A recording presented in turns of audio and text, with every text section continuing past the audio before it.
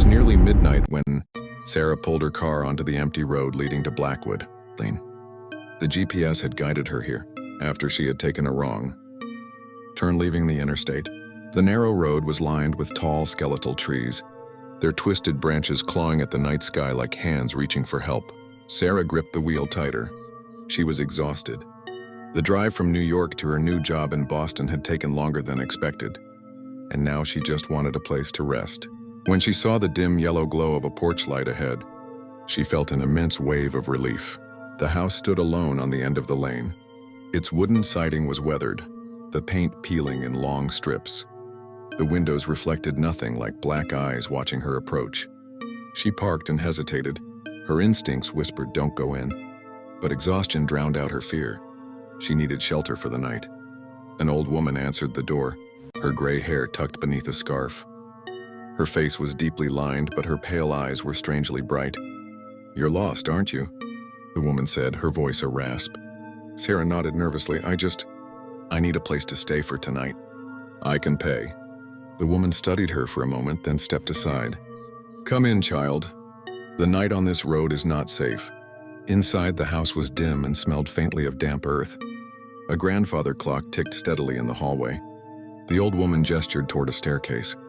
"You may sleep upstairs. First door on the left, but don't open the door across the hall." Sarah frowned. "Why not?" The woman's eyes hardened. "Because it does not belong to you." Uneasy but too tired to argue, Sarah nodded and climbed the stairs. The bedroom was small but neat, with a narrow bed and a single lamp. She dropped her bag, kicked off her shoes, and collapsed onto the mattress. Within minutes, she was asleep. A sound woke her hours later. At first, she thought it was the wind against the windows, but then she heard it again. A slow, dragging noise across the floorboards. Her heart thudded. It was coming from the hallway. Sarah held her breath, straining to listen. The old woman's warning echoed in her mind. "Don't open the door across the hall." The dragging sound stopped. Then came a knock, soft, rhythmic, 3 times. She squeezed her eyes shut. "It's just my imagination," she whispered. But then a voice came from the hallway. A low, broken whisper. "Let me in." Sarah bolted upright. The voice wasn't the old woman's, it was younger, desperate. The knock came again, harder this time. Her curiosity battled her fear.